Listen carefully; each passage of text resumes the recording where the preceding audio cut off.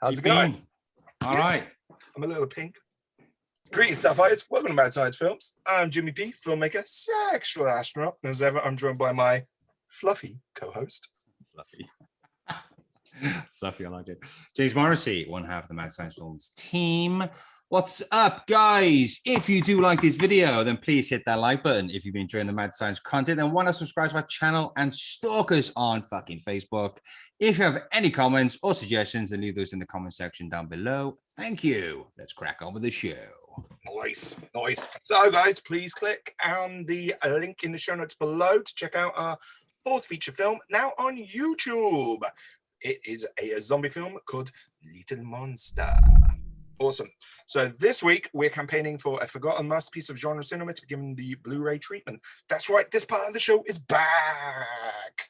So this week was my choice, and I've chosen 1990's Xtro 2, The Second Encounter, directed by Harry Bromley Davenport.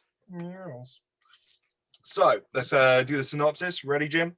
Military scientists discover an alternate dimension and subsequently aliens with an appetite for flesh. There we go. So, Jim, first time watch?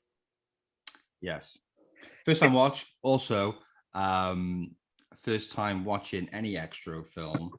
When you brought this up, I've mistakenly thought Xtro 1 was actually The Watchers starring Corey Haim, which is not. But I did have a little watch of Xtro 2. Very kind of messed up sci-fi horror. So you tell me if this is a direct follow-on from the first one. Does it tie nicely to the original, or does it go off? Because when I was watching, interesting, you should mention that. Not at all. No. So this is a bit of a weird one. So I'm not sure if this is a first-time watch for me or not. Who knows? Like the days of VHSs. It was definitely in my video shop. So the director, Harry Bromley Davenport, for some reason owns the name Xtro, but due to whatever reasons, I guess, fallings out with producers and distributors or exhibitors, doesn't own the characters or the storyline. So, which has led to there being three Xtro films, all unrelated to the previous one. right. And so they're all sci-fi, and they're all loosely alien related to aliens in some way, but that's about it. So the first Xtro, as you kind of said, is very much a bizarre sci-fi oddity. Lots of, it's got very passionate fan base. I quite dig it. It's very weird. It's very flawed. But it's really weird. Xtro 2, then, The Second Encounter, really becomes kind of aliens. And to be fair, that's the time period. So it was 1990, but most action sci-fi hybrids of the late 80s, early 90s are very much just, aliens, aren't they? Let's face it. Italian cinema made a whole, career out of it.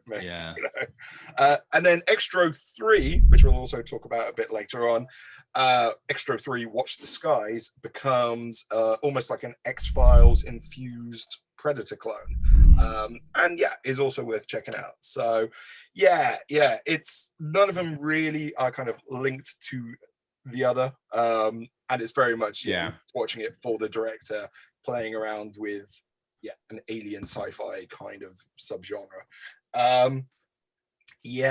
The aliens connection, I don't know if you've picked up on it, Jim, but it's very a lot of scenes, a lot of this may be spoilers, chest bursts, drooling, gnarling kind of alien teeth in the air ducts, tracking it with their technology, their 90s technology kind of devices. Very alien heavy, I would say. Very, very blue lighting as well, isn't it? Like blue, a lot of that gels on.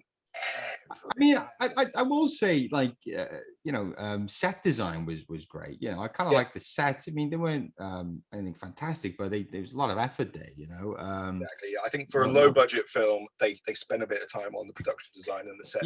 Definitely. Some good gore. There's some alien gore through heads. I did feel, and it's difficult, isn't it? If you're trying to do an aliens clone, you're always going to be compared to aliens. and the actual monster alien effects are pretty disappointing. You know, it's very, you know, like leaden. You know, they don't move, or they're basically dragged along, aren't they, on the floor? And you kind of go, ugh. I mean, but yeah, there's a fair bit of gore, as you say, mate. Yeah, definitely. Also, like the way it would like contaminate the host was like with aliens, have the whole crab spider thing on your face, and then it'd lay an egg in you or whatever. But this was more like if you get scratched by one, so not a lot of thought gone in there to kind of make it a bit more gruesome. So they kind of copped out a little bit there. The acting was a bit undercooked, a bit raw. There was some deliveries of lines that were quite quiet. Particularly from Jan Michael. I was like, what did he say? Is he half cut? Our friend Jan Michael again. So yeah, he's back again. Obviously we talked about Jan Michael slightly back in, I don't know what episode it was, but the episode where we reviewed Ice Cream Man. And although I would say he's probably better here than he was in Ice Cream Man, not by much. Apparently, and this is IMDb trivia, so take it with a pinch of salt, he didn't really bother to learn his lines. He had a bit of a falling out with the director, and pretty much the director just shouted Jan Michael's lines just before a take, and then Jan Michael repeated them. The first two parts of the film, you notice he's not really doing a lot. He's not really carrying any scenes at all, is he? It's more like there's a lot of editing around him as well. There's quite a few ADR lines as well that they've dubbed in just to kind of explain perhaps why he's not suddenly in a scene and all this other kind of stuff. And there's a really weird, cringy, awkward, I don't know if you picked up on it, make out scene, which is just there. The bit where he just makes out with the female. Oh yeah, and then they like cuddle. They have a cuddle, and then she quickly breaks it off and goes, "Oh yes, we need to get a sample." And it's just like, I can't imagine that being in the script for any particular reason. So I think this is a pretty. At least the project started very much as a cynical cash-in. You know, like Xtro was very successful in the VHS days. You know, it was a VHS hit. So, you know, obviously he had use of the name. So he wrote an unrelated sequel, cashed it in.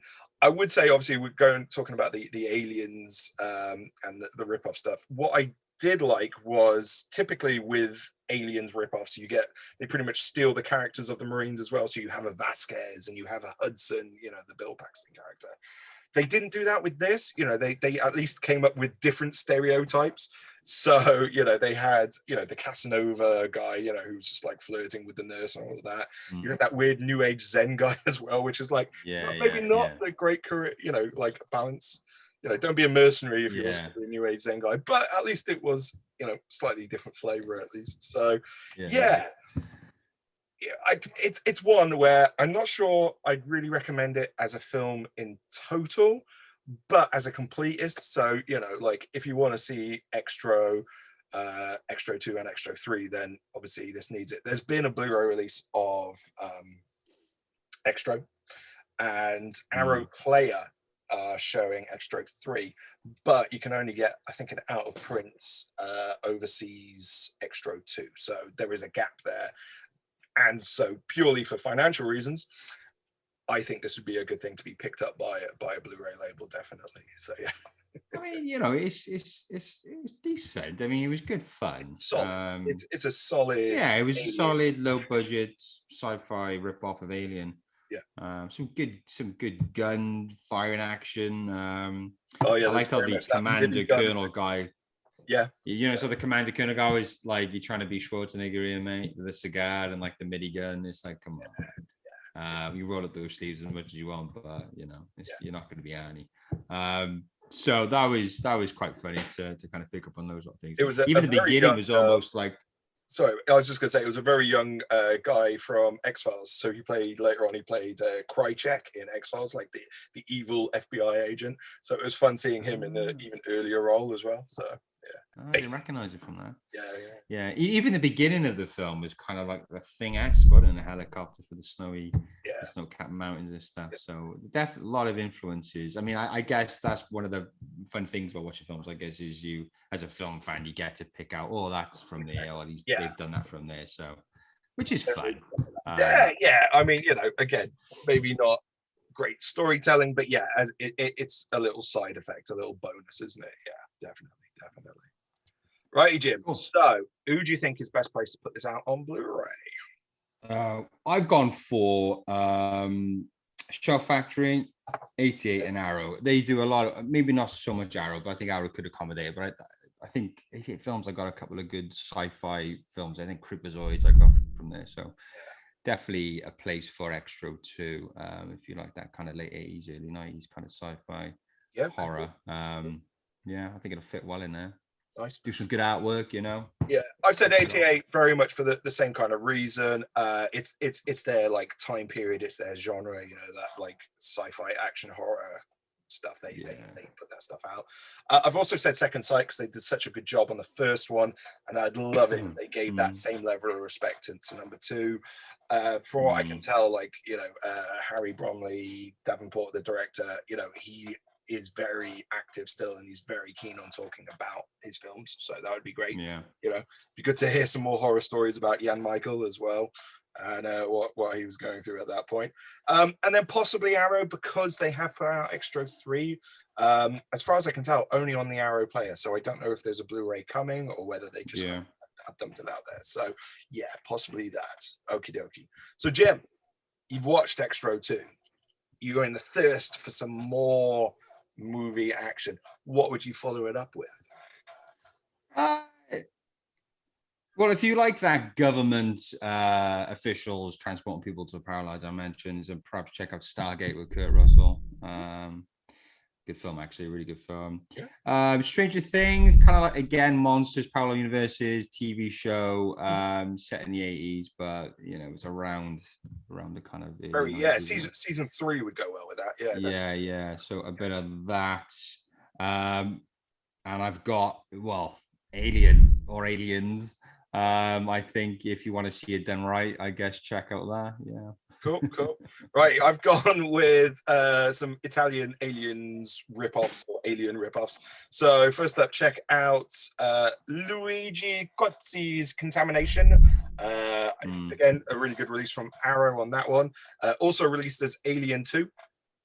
So those cheeky Italians. Or if you're feeling more like Aliens rather than Alien, try Bruno Mattei's Shocking Dark, aka Terminator 2. But confusingly, it's an Aliens ripoff, although they released it as Terminator 2 in Italy. But either of those, a lot of fun, alien monster movies. So yeah, great fun. Awesome. Okay, guys, let us know. Have you seen Xtro 2? Did you dig it? Are you worried about Jan Michael Vincent and his decline? Let us know what other films you think we should check out, and also campaign for a Blu-ray release. And Jim, what else do they do? So yeah, don't forget to like and subscribe to this YouTube channel. Drop some comments down below. Again, all your input is much wanted, and any recommendations you got for us, then please send them our way. Also, check us out on Facebook and give us a like and a follow. Thank you and goodbye.